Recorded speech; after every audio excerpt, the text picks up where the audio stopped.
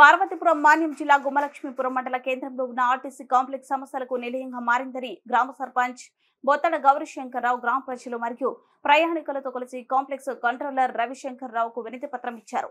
ఈ సందర్భంగా సర్పంచ్ మాట్లాడుతూ నిత్యం వేలాది మంది ప్రయాణికులకు కేంద్ర బిందువుగా ఉన్న గుమ్మలక్ష్మీపురం ఆర్టీసీ కాంప్లెక్స్ ఆర్టీసీ అధికారుల పర్యవేక్షణ లోపంతో ప్రయాణికులకు కనీస సౌకర్యాలు అయిన మరుగుదొడ్లు, త్రాగునీరు, కూర్చునే బెంచ్లు, ఫ్యాన్స్ లేక మారుమూల ప్రాంతాల నుంచి వచ్చే గిరిజన ప్రయాణికులు కాంప్లెక్స్ లో ఉండలేక బస్టాండ్ లో పాన్ షాపుల వద్ద నిల్చునే పరిస్థితి ఏర్పడిందని, అలాగే మహిళా ప్రయాణికులు మరియు మహిళా కండక్టర్లు సరైన మరుగుదొడ్లు లేక కనీస అవసరాలకు ఇబ్బంది పడుతున్నారని, కాంప్లెక్స్ ప్రాంతంలో రోడ్డు లేక రాళ్లు తేలి వర్షం పడితే బురదమయంగా మారి నడవడానికి కూడా వీల్లేని పరిస్థితి ఏర్పడుతుందన్నారు.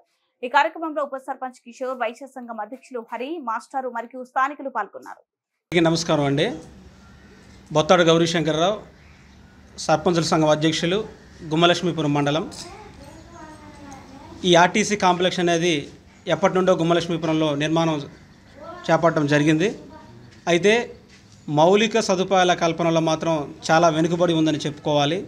నిత్యం వందలాది వాహనాలు వస్తూ వేల సంఖ్యలో ప్రయాణికులు సుదూర ప్రాంతాలకు వెళ్తూ ఉంటారు. ముఖ్యంగా ఇది గిరిజన ప్రాంతం కాబట్టి ఎక్కువ శాతం గిరిజనులే ఇక్కడ ప్రయాణం కొనసాగిస్తూ ఉంటారు. ఈరోజు ఇక్కడ మరుగుదొడ్లు చూస్తే చుట్టూ తుప్పలతో నిండి ఉంది.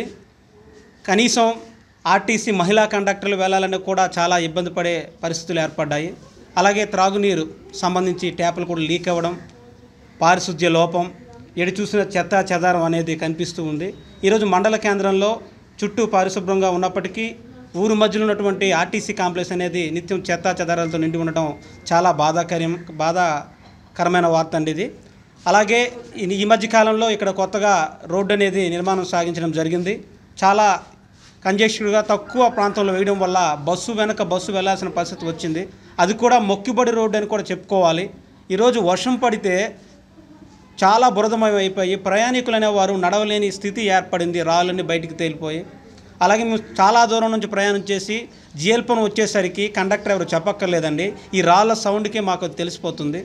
అలాగే ఇక్కడ లైటింగ్ విషయానికి వచ్చేసరికి లోపల కొద్దిగా గొప్ప లైట్లు ఉన్నప్పటికీ బయట మాత్రం చీకటిగా ఏర్పడుతుంది. అలాగే కనీస సౌకర్యాలు, ఫ్యాన్ కూడా లేకపోవడం అనేది చాలా బాధాకరం అండి. ఇప్పటికైనా పెద్దలు గ్రహించి మెరుగైన మౌలిక సదుపాయాలు కల్పించాలని కోరుతున్నామండి. ఇదే విషయాన్ని జిల్లా కలెక్టర్ గారికి, ఐటీడీఏ పీఓ గారి దృష్టిలో కూడా పెట్టాలి. ఇక్కడికి వస్తే చాలా ఇబ్బంది పడవలసి వస్తుంది.